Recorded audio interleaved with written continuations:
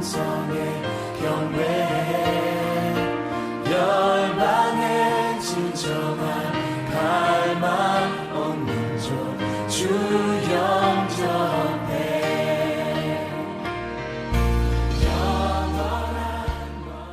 할렐루야. 아멘. 반갑습니다. 우리 찬양하십시다. 찬송가 261장입니다.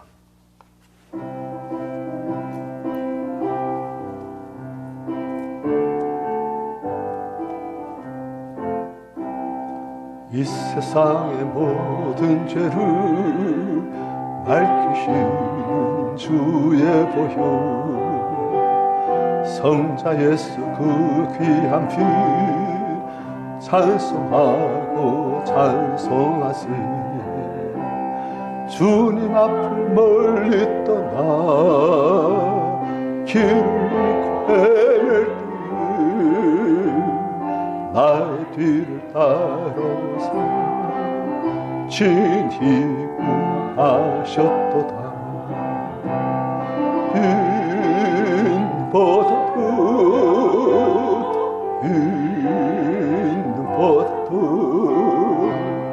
주의 흘리신 볼로 희게 씻어 주옵소서.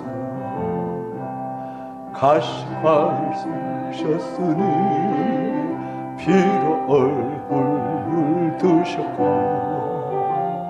십자가에 못 고통 나를 위해 당하시네. 말로 형용할 수 없는 구세주의 구속하신 그네와 그 신사랑 찬송하세. 흰보다도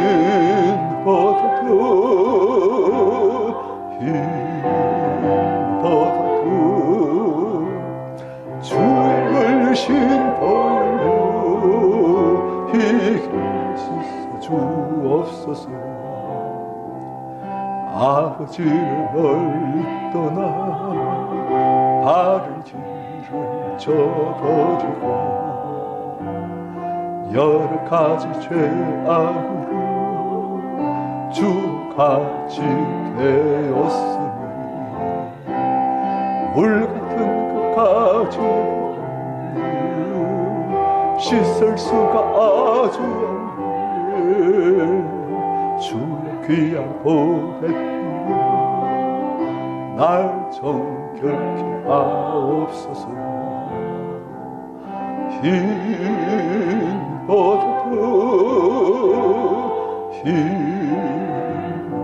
흰보다도 주의 흘리신 볼로 희게 씻어 주옵소서. 성경 말씀 요한계시록 7장입니다.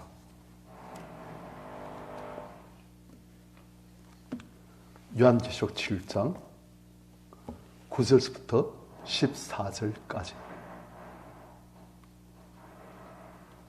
9절부터 14절까지 교독하십시다. 일 후에 내가 보니 각 나라와 족속과 백성과 방에서 아무도 능히 셀 수 없는 큰 무리가 나와 흰 옷을 입고 손에 종려가지를 들고 보좌과 어린 양 앞에 서서 큰 소리로 외쳐 이르되 구원하심이 보좌에 앉으신 우리 하나님과 어린 양에게 있도다 하니 모든 천사가 보좌와 장로들과 내 생물 주에 서 있다 보좌 앞에 엎드려 얼굴을 대고 하나님께 경배하여 이르되 아멘. 찬송과 영광과 지혜와 감사와 존귀와 권능과 힘이 우리 하나님께 세세토록 있을지어다. 아멘 하더라. 장로 중 하나가 응답하여 나에게 이르되 이 흰옷 입은 자들이 누구며 또 어디서 왔느냐. 내가 말하기를 내 주여 당신이 아시나이다 하니 그가 나에게 이르되 이는 큰 환난에서 나오는 자들인데 어린 양의 피에 그 옷을 씻어 희게 하였느니라. 아멘. 여기까지 봅니다. 이제 승리한 이긴, 그리고 하나님 보좌 앞에 서 있는 아무도 능히 설 수 없는 큰 무리, 흰 옷 입고 손에 종려가지 들고 하나님 앞에 찬양하는 이 구원받은 하나님의 백성들, 교회 공동체지요. 승리한 교회 공동체. 그들이 이렇게 하나님께 경배할 때 11절 모든 천사가 보좌와 장들과 내 생명을 주에 서 있다 보좌 앞에 엎드려 얼굴 대고 하나님께 경배하여. 모든 천사가 다 보좌 앞에 엎드려 얼굴 대고 하나님께 경배하여. 참, 우리가 하나님을 정말 체험할 때는, 그분의 영광과 위엄을 우리가 체험할 때는 우리가 다 이래 됩니다. 하나님 모를 때는 우리가 하나님 앞에서 참 좀 교만방자하시오. 하나님 모를 때는 하나님을 알고 나면 바뀌십니다. 우리가 일대일 그림 양리고 거기 보면은 예수 그리스도를 모셨지만은 자기가 자기 마음의 왕자에 딱 앉아가지고, 앉아있는 또 겸사에 앉아있는 게 아니고 탁 다리 꼬고 탁 등을 이렇게 기대면서 교만하게 앉아있는 그런 모습을 볼 수 있습니다. 예수께서는 그 사람 뒤에 시종처럼 서 계셔야 되고, 그 사람은 예수 앞에서 다 폼팍 잡고 있는, 그게 이제 육신적인 그리스도인. 아직 자기가 누군지, 예수 누구신지 잘 모르기 때문에 그렇게 하는 거예요. 그런데 성숙한 그리스도인은 어떻게 되시는가? 내 마음의 왕자에 예수께서 딱 앉으십니다. 그분이 왕으로. 그리고 나는 그분 앞에 겸손히 서 있고, 더 은혜 깊은 사람은 겸손히 엎드리고, 그분 앞에서 나는 주의 청직입니다. 하나님을 더욱더 잘 아는 사람은, 예수님을 더욱더 잘 아는 사람은 나는 주의 종입니다. 그렇게 하는 거예요.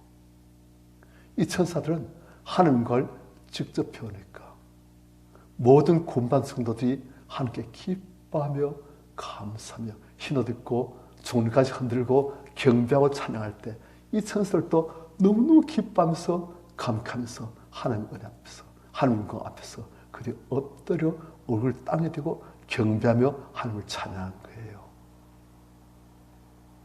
참 천사들은 복됩니다.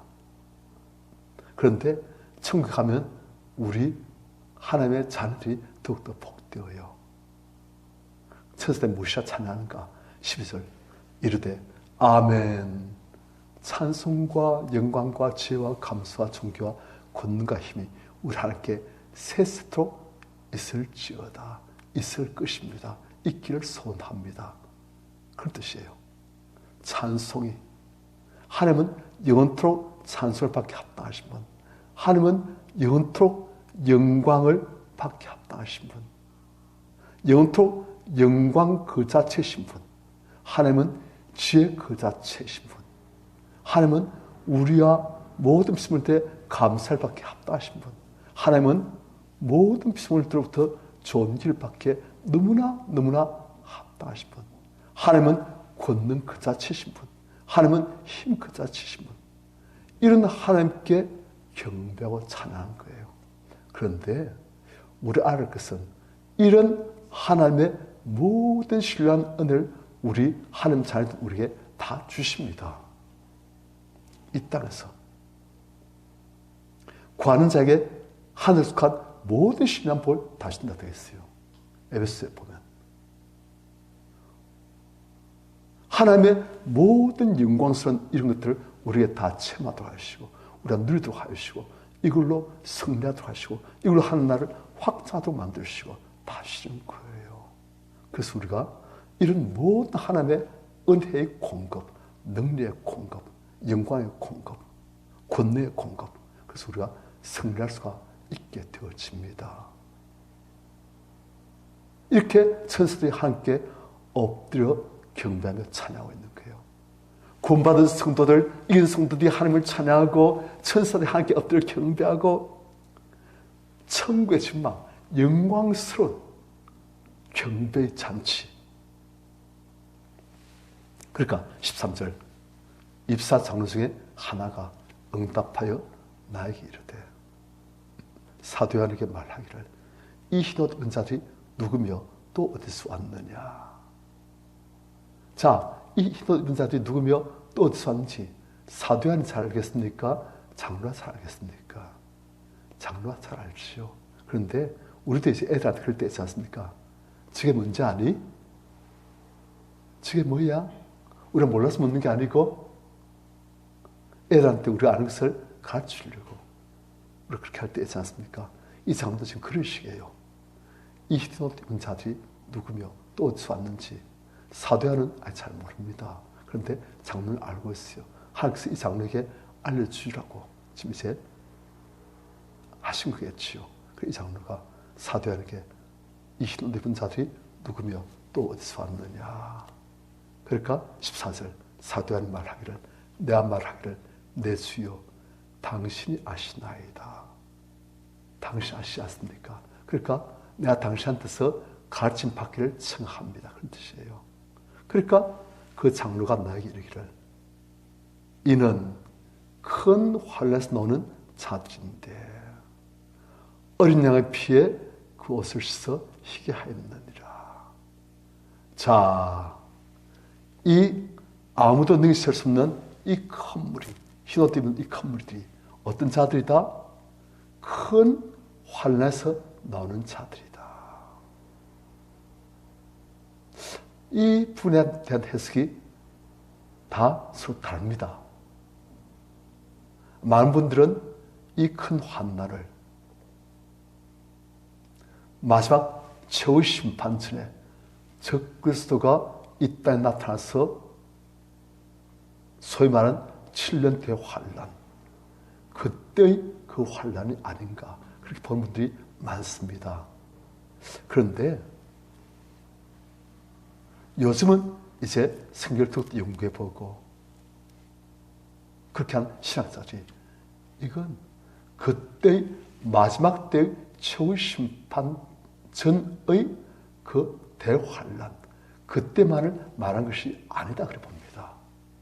왜냐? 우리가 보면은 이 계시록을 그냥 문자적으로 보면 그때 마지막 대환란 그렇다고 연관시켜서 생각이 쉬운데 이 계시록을 연구를 해보면 7인 심판, 그 다음 7 나팔 심판, 그 다음 7 대주 심판, 이것들이 다 연결되어진 게 아니에요. 이것들이 다 예수님의 오실 때부터 예수님 다시 오실 때까지 모든 이 역사 가운데 일어나는 심판과 하나님의 징계 그리고 하나님의 구원의 역사 그걸 말하고 있거든요.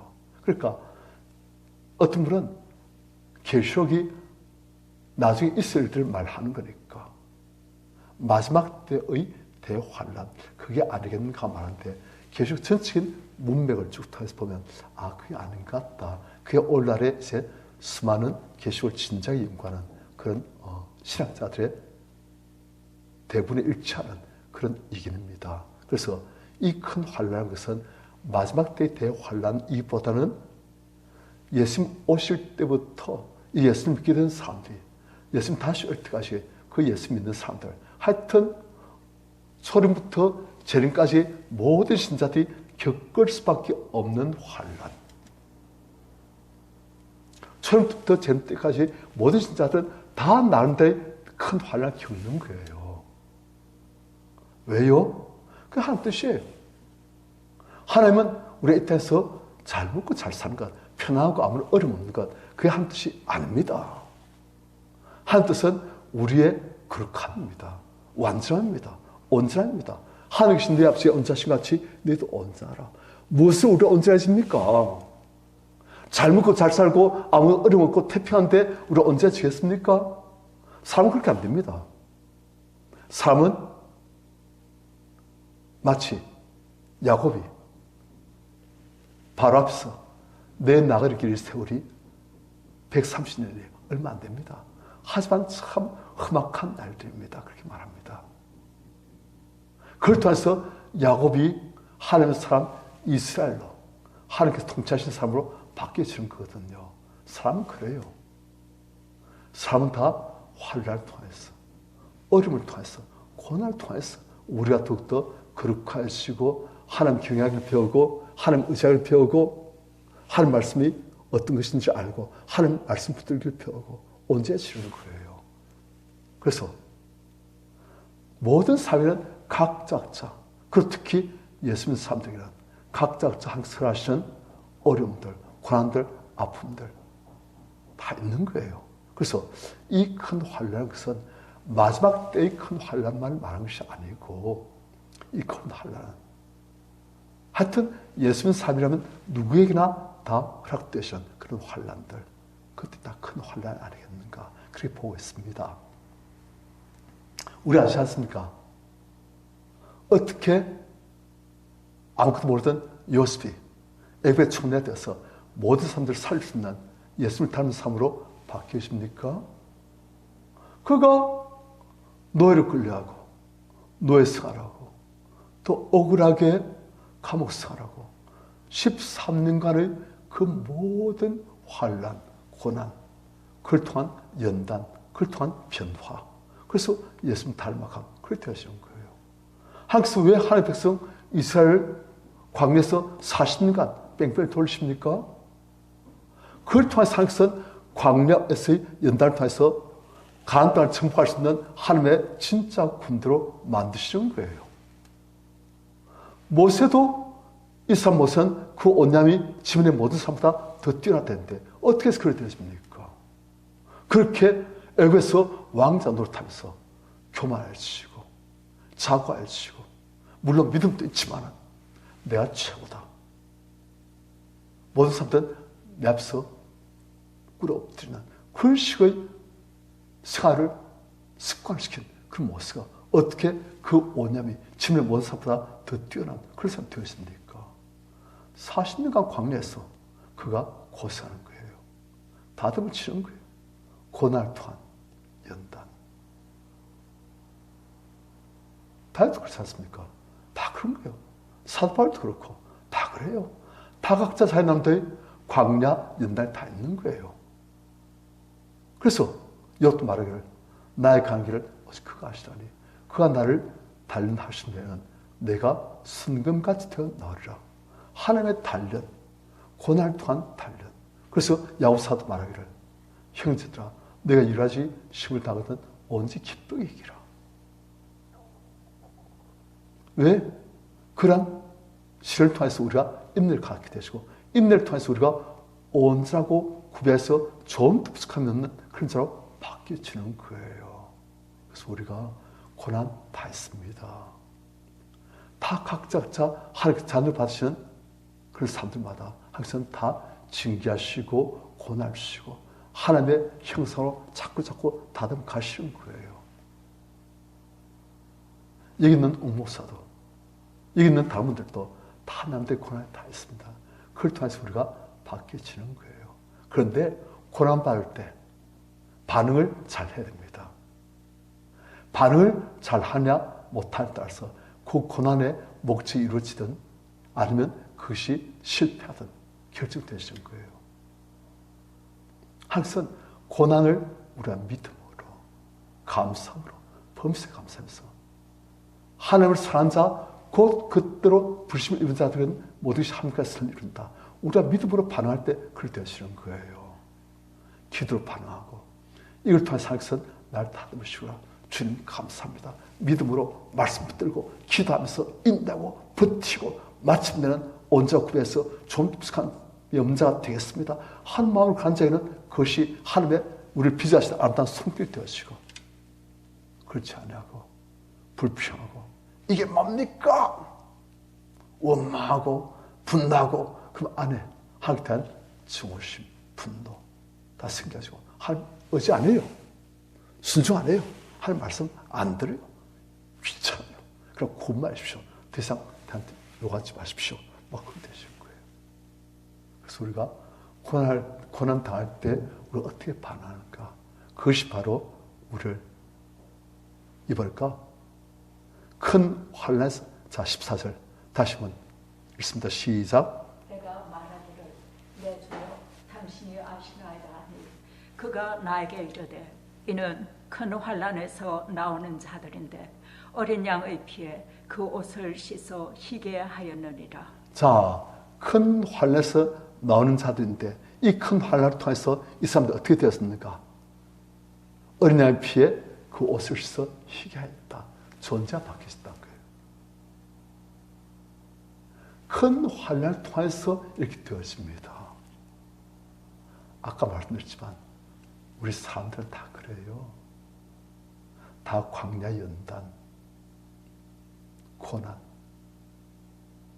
다 있는 거예요. 그걸 통해서 정말 온전하고 구별해서 좀 부족함이 없는 곳을 씻어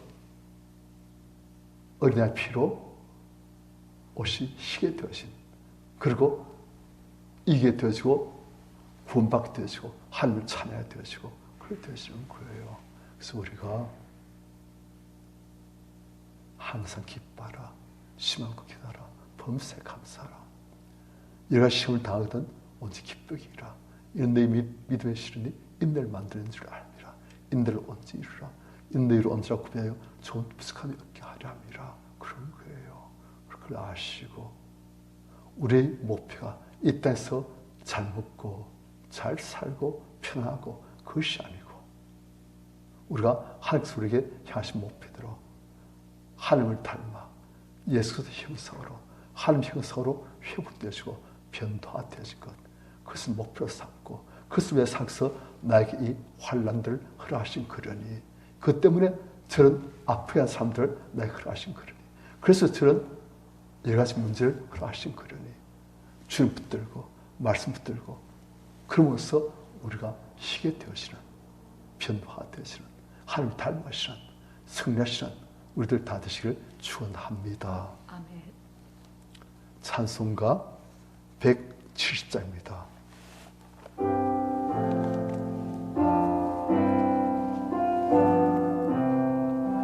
내 주님은 살아계셔 날 지켜주시니 그 큰 사랑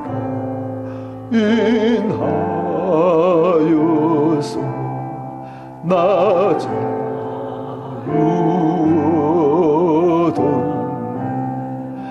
나의 구원 되신 주님 내 소망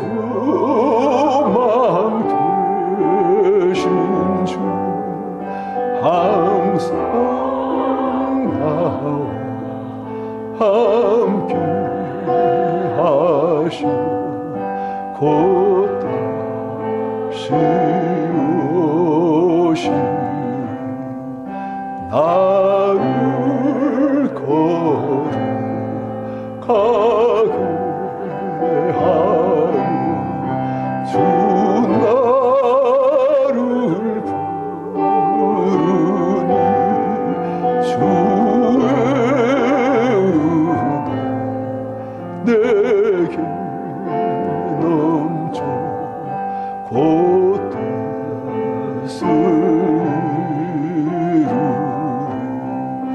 구세 믿음 나 가지고 주 말씀 따르며 주님 다시 강림할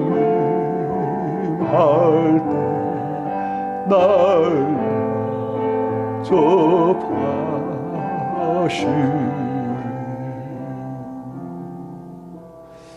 이때 우리가 나그네로서 잠시 살다 하나님 앞에 갑니다. 우리 이 땅에서 하나님께서 무엇을 원하시는가 회복시키려 하시는 거예요. 우리 개인도 회복시키시고 회복되어지고 있는 우리를 통해서 세상도 우리 주변의 사람들도 회복시키시고 나도 죄로부터 구원시키려 하시고 날 통해서 우리 주변의 가족들도 친지들도 회복시키고 구원하려고 하시고